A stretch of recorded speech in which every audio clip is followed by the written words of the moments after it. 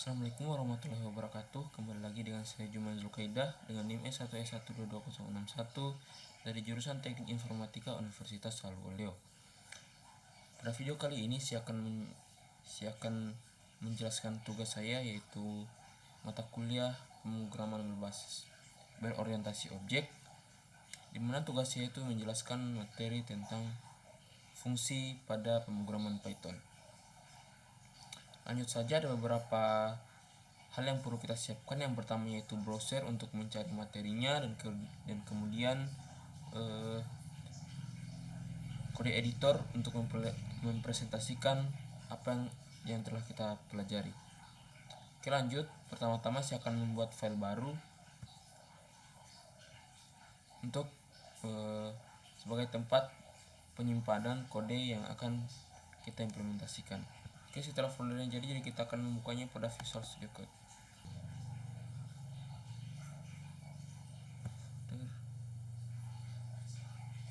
Tadi kita menyimpannya di dokumen, ini dia foldernya. Kita select folder.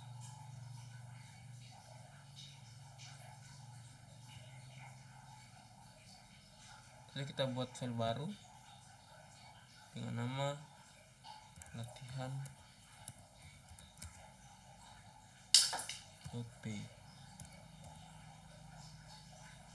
Enter.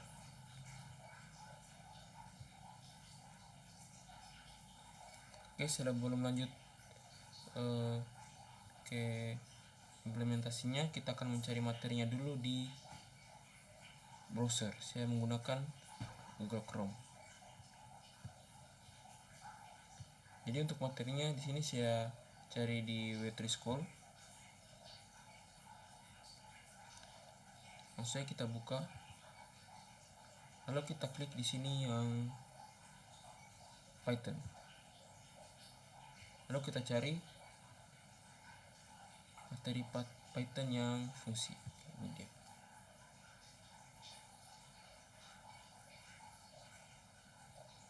Ini dia materi fungsi. Sini saya akan menerjemahkannya ke dalam bahasa Indonesia.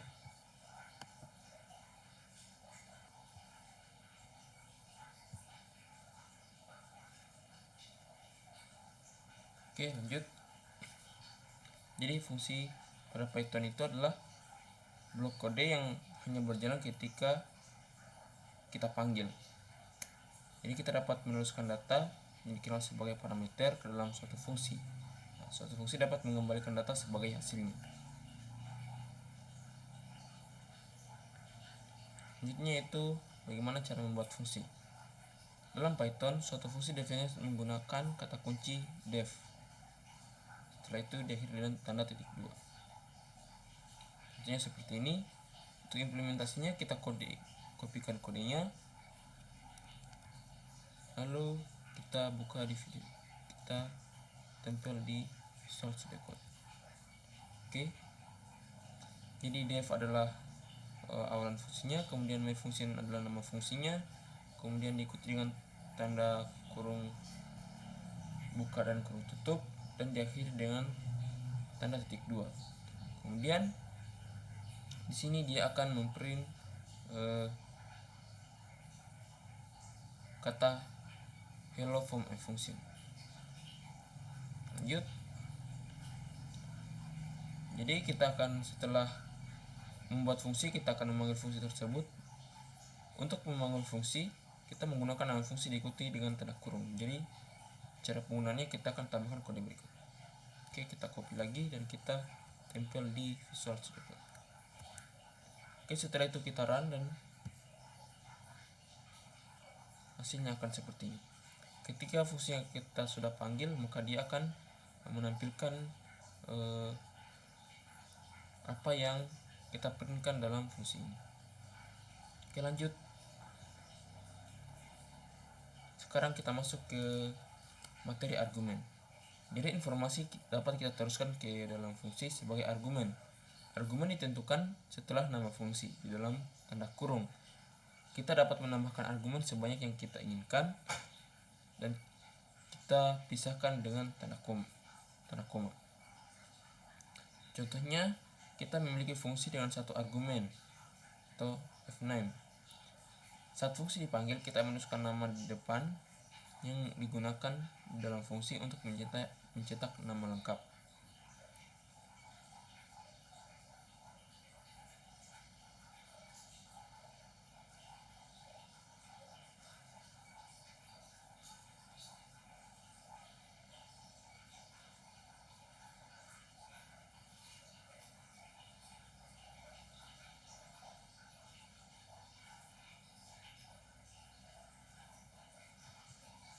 Oke, jadi kita kopikan kodenya, kita lihat hasilnya bagaimana.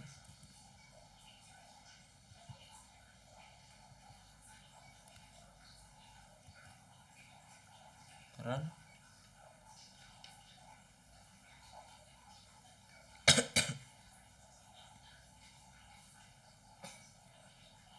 Oke, jadi di sini dia akan memprintkan apa yang ada dalam fungsi ini. Dan kemudian untuk fname itu dia di setiap pemanggilan fungsinya dia diganti dari Emil, kemudian Tobias dan Linus. Kemudian setelah itu ditambahkan dengan refsness. Lanjut ke materi parameter atau argumen. Jadi istilah dan argumen dapat digunakan untuk hal yang sama, informasi yang diteruskan ke suatu fungsi. Dari perspektif fungsi, parameter adalah variabel yang tercantum di dalam tanda kurung pada definisi fungsi. Argumen adalah nilai yang dikirim ke fungsi saat dipanggil. Jumlah argumen. Secara default, suatu fungsi harus dipanggil ke dalam jumlah argumen yang benar. Artinya jika fungsi yang kita harapkan 2 argumen, kita harus memanggil fungsi tersebut dengan 2 argumen, tidak lebih dan tidak kurang. Oke, jadi contohnya seperti ini. Kita kopikan kodenya dan kita lihat hasilnya di Visual Studio. Tempel dan kita run. Jadi di sini nama fungsinya adalah myfunction, kemudian argumennya ada 2 yaitu fname dan lname. Kemudian yang akan diprint itu harus ada 2 juga, yang pertama fname dan lname.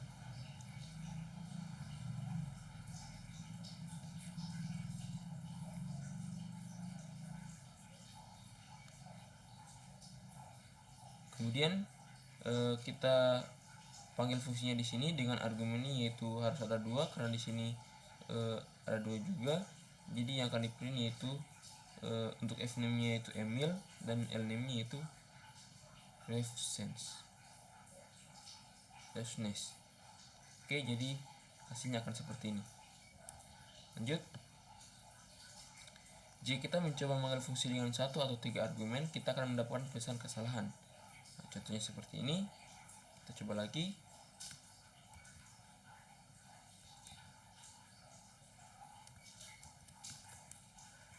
Oke, jadi sini nama fungsinya function, kemudian dengan 2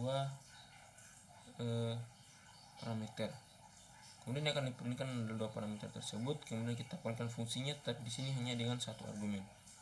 Ketika kita jalankan, maka dia akan menampilkan pesan error. Lanjut. Kemudian di sini ada materi argumen sewenang-wenang atau args. Jadi jika kita tidak tahu berapa banyak argumen yang akan kita teruskan ke fungsi, kita tambahkan a, bintang sebelum nama parameter dalam definisi fungsi. Dengan cara ini fungsi akan menerima sejumlah argumen dan dapat mengakses item yang sesuai. Jadi contohnya, jika jumlah argumen tidak diketahui, tambahkan e kemudian bintang sebelum nama parameter. Contohnya seperti ini. Langsung saja kita coba.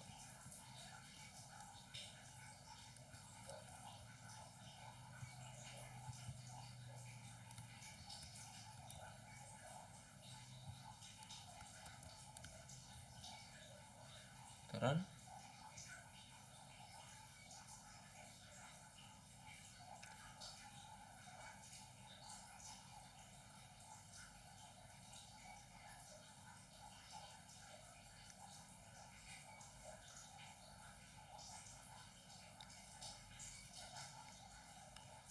Oke, jadi di sini kita menggunakan tanda bintang karena ada 3 parameter yang akan diprint dalam my function, sehingga hasil yang akan terprint yaitu the child is, kemudian ditambahkan dengan variabel parameter kids di sini, kemudian dengan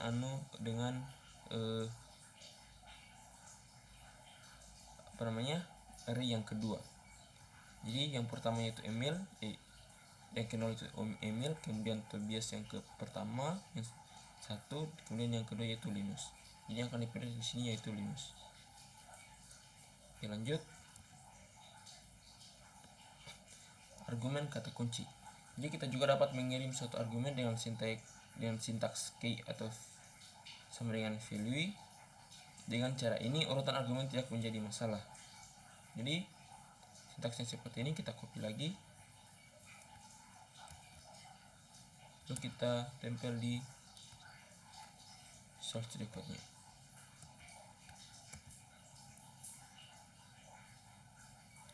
Jadi sini ada 3 parameter, yaitu child 3, child 2, dan child 1. Kemudian akan diprint yaitu the younger child is, kemudian ditambahkan child yang ketiga, child yang ini.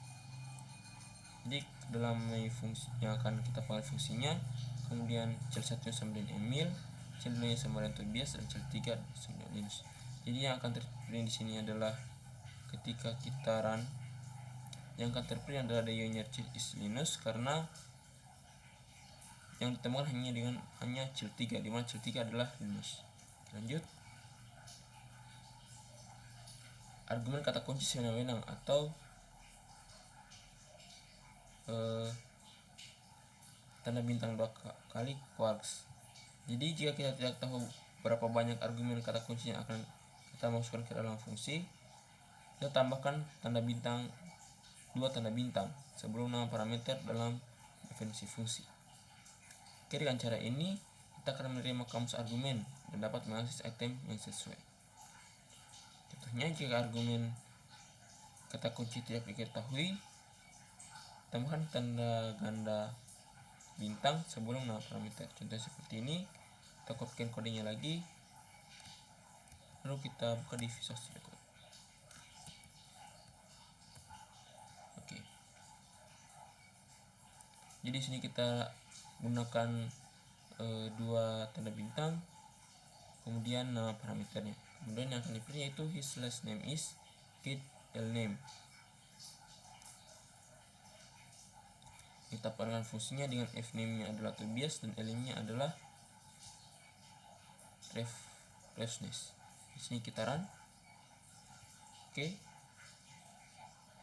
Jadi yang akan diprint yaitu his last name is ditambahkan dengan kid, kemudian dengan parameter lname, di mana lname di sini kita sudah definisikan yaitu refreshness. Jadi yang akan hasil outputnya yaitu his last name is refreshness. Lanjut. Nilai parameter bawaan. Jadi kita akan mengkopikan kode di sini, di mana ini adalah kode yang akan menunjukkan bagaimana penggunaan nilai parameter default. Jadi jika kita memanggil fungsi tanpa argumen, maka fungsi tersebut akan menggunakan nilai default. Jadi kita kopikan contohnya, lalu kita buka di Visual Studio Code.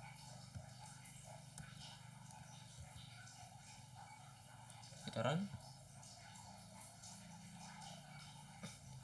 Jadi di sini akan terprint itu I am from Sweden, I am from India, I am from Norway, dan I am from Brazil.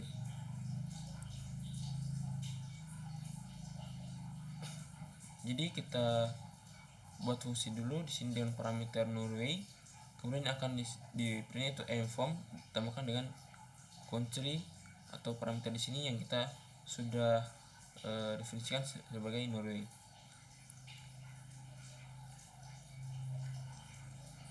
Tetapi jika kita panggil fungsinya di sini,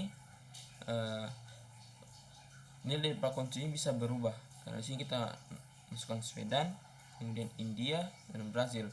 Sementara di sini kosong. Jadi ketika kita kosongkan seperti ini, dia akan memprint nilai defaultnya yaitu Norway, sehingga di sini terprint Norway. Lanjut,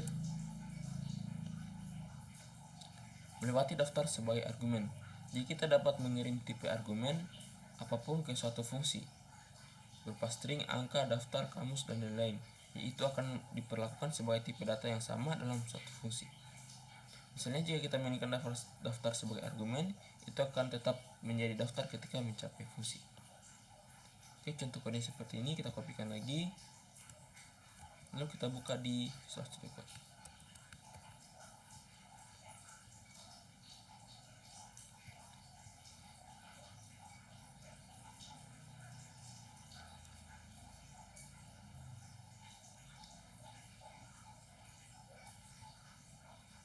Kemudian kita run di sini.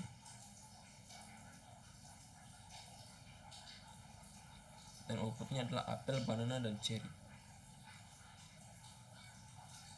Nah, dimana bahwa jika x dalam kita menggunakan fungsi for x input, ini akan di print x.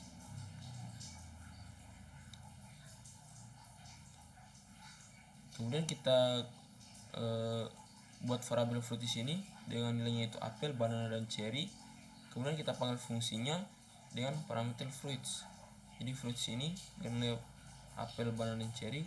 Kemudian nilainya ini akan di print menggunakan print x di sini. Jadi yang tampil adalah nilai daripada fruit di sini. Oke, lanjut. Nilai pengembalian. Jadi untuk membiarkan suatu fungsi mengembalikan nilai, kita menggunakan return setelah pernyataan. Jadi contohnya seperti ini. Kita kopikan kodenya lalu kita buka lagi di Visual Studio Code.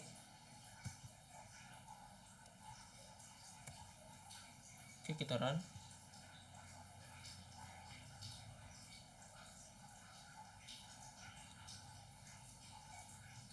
Oke, jadi sini kita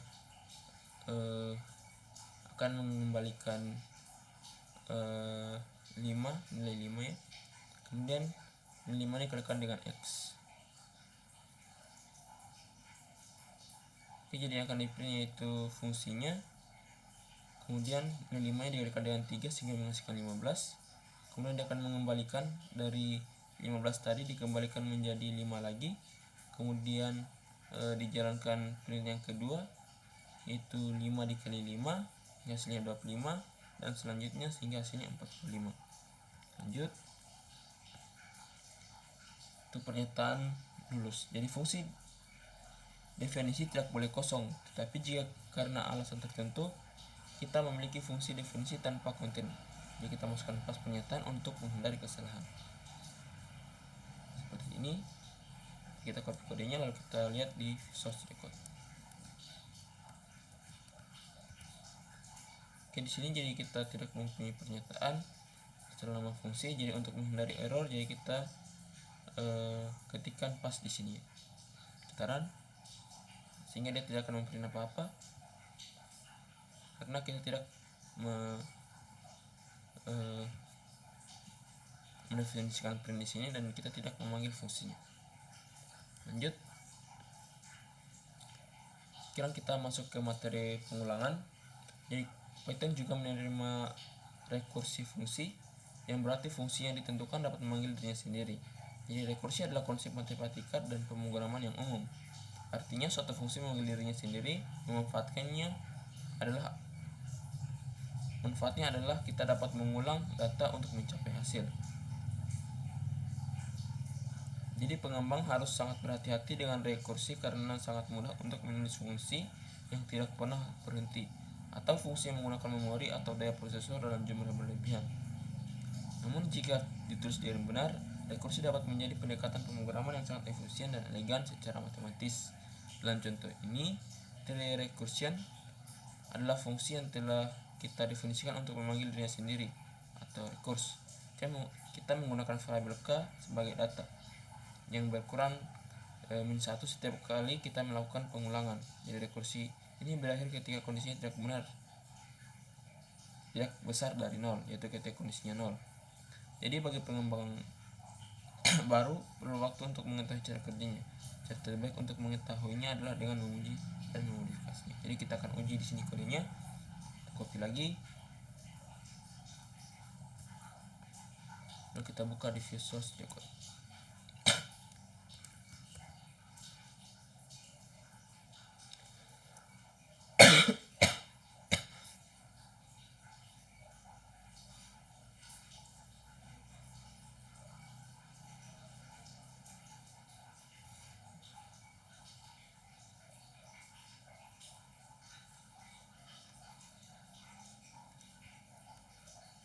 Jadi di sini kita buat sebuah fungsi yang namanya recursion dengan parameter k, dimana di sini kita sudah definisikan sama dengan 6. Kemudian kita akan menampilkan k plus k. Setelah itu itulah recursion, kemudian k-nya dikurang 1, kemudian kita akan memprint resultnya di sini. Oke, kalau pernyataannya salah maka resultnya itu 0, kemudian kita akan mengembalikan resultnya. Jadi kita run.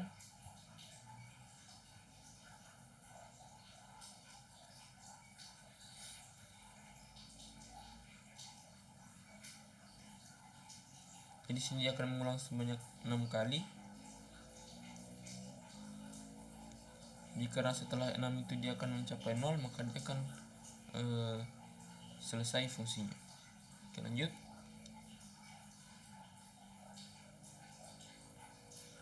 Oke, saya kira sekian materi fungsi yang bisa saya jelaskan. Lebih dan kurangnya mohon dimaafkan. Saya akhiri. Assalamualaikum warahmatullahi wabarakatuh. Terima kasih bagi teman-teman yang sudah sempat untuk menonton video ini.